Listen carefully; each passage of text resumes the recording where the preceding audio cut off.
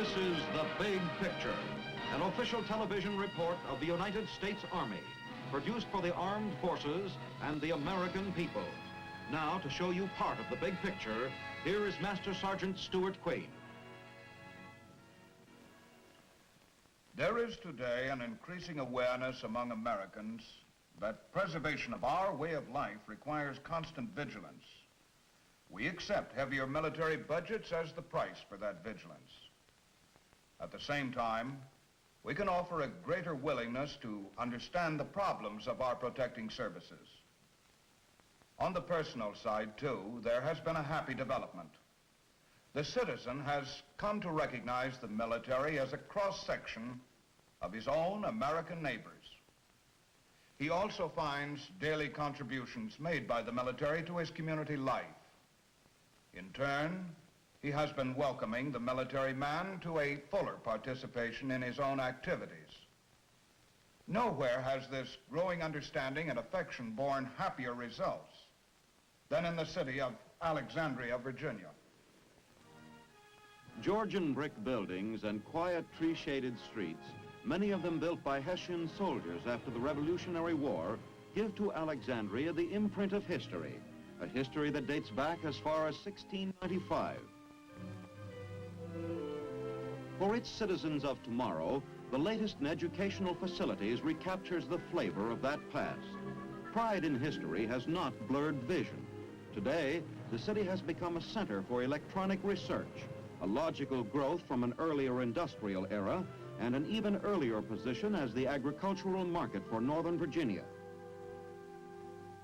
Old Farmers Market still stands in dramatic contrast.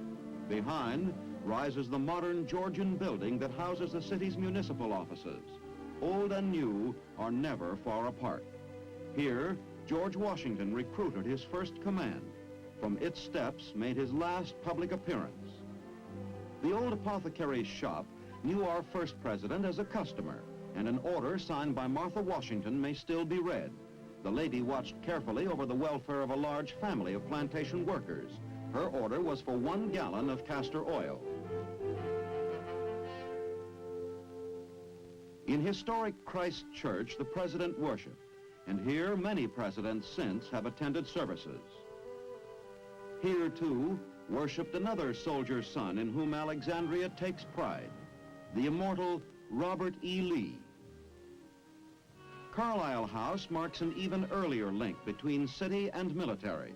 Here were organized the campaigns of the French and Indian Wars.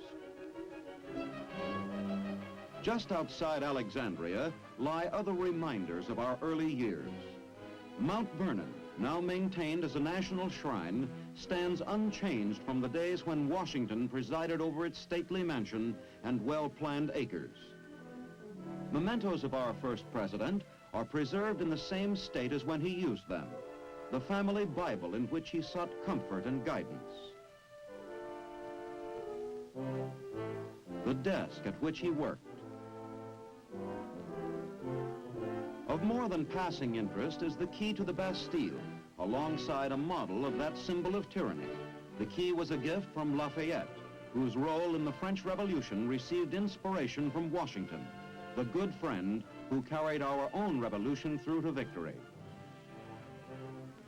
The gold-handled sword and wooden-stocked pistol never failed to draw the tourist's interest. George Washington was 16 when he first came to live at Mount Vernon. Except for the interference of great circumstances, he might have had an entirely different reputation. He had wanted to become America's leading agriculturist. 2 dates with immortality prevented. First, the call to command the Continental Army. Second, to become president of the new United States.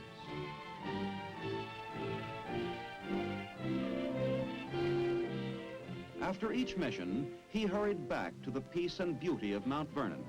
But after that second call, there was little time, a mere 3 years before his death in 1799. By actual count, over 1 million visitors each year pause to pay homage before the final resting place of the father of our country.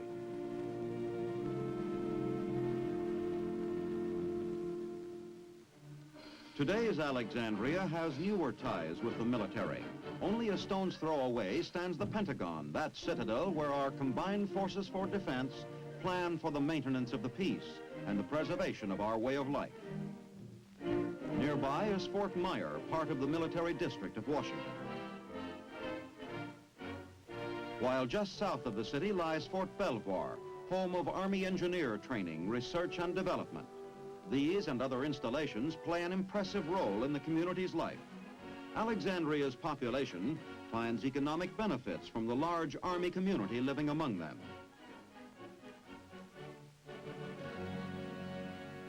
Beyond history, tradition, and cold economics lies another tie, perhaps the strongest, the give and take of personal contact. From it, mutual understanding. To signalize this mutual interdependence and friendly understanding, Mayor Leroy S. Bentheim, before a presenting committee of military and civilians, signed a proclamation designating the week of June 9th as Alexandria Salutes the Army. Capable management plus enthusiasm and cooperation bring into reality the long-awaited June 9th. The streets of Alexandria are in holiday dress. Their shop fronts compete to combine attractive window display with the spirit of the program. Where possible, they present, too, reminders of the city's historic past. Appropriately, the new Army uniform is featured for men, nor is the new feminine look forgotten in my ladies' shops. The hotel named for George Mason is the scene of daily luncheons given by each of Alexandria's traffic control center sees one of the most successful of the counterpart programs, for it brings together men whose work is constantly before the eyes of a concerned public. Their work is measurable in terms of lives and limbs in an area that can be an irritant between these good neighbors. All ranks in both military and civilian groups welcome the informal discussions, for their work frequently overlaps. City police are well aware of the Army's effective aid in cutting down traffic fatalities. The housing problem is one that Alexandria has shared with most American communities since World War II. With the cooperation of the military, the community has met that challenge. Both the residents and Salute to the Army Week visitors take pride in Temple Village, which houses the families of many locally stationed servicemen. Most Americans are aware of the eyesores presented by housing projects that have mushroomed up on the city's small fry, add their bit to saluting the Army, and get a thrill themselves when the first ball is thrown out by Colonel David L. Edwards, Chief of Staff, Military District of Washington. A landmark of the area is the 333-foot-high replica of the ancient Lighthouse of Alexandria, Egypt. This is the well-known Masonic memorial to George Washington.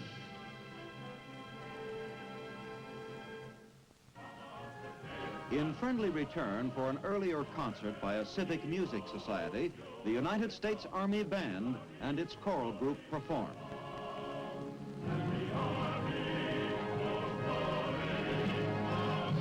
And what more appropriate setting than this commanding site chosen by his brother Masons to honor our first president?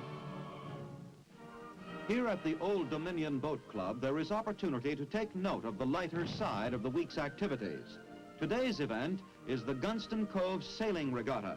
It's an annual event that takes on greater importance for Alexandrians this year. Sponsored by the Potomac River Sailing Association, the race starts at the Old Dominion Boat Club in Alexandria and moves downriver to a point just below Fort Belvoir Boat Club.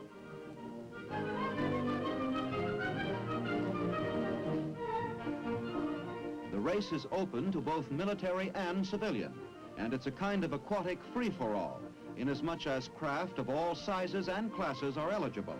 Handicaps are established by timing the starts. Alexandria's gesture in saluting the United States Army with a week devoted to expressions of friendly cooperation is a milestone in civilian-military relationships.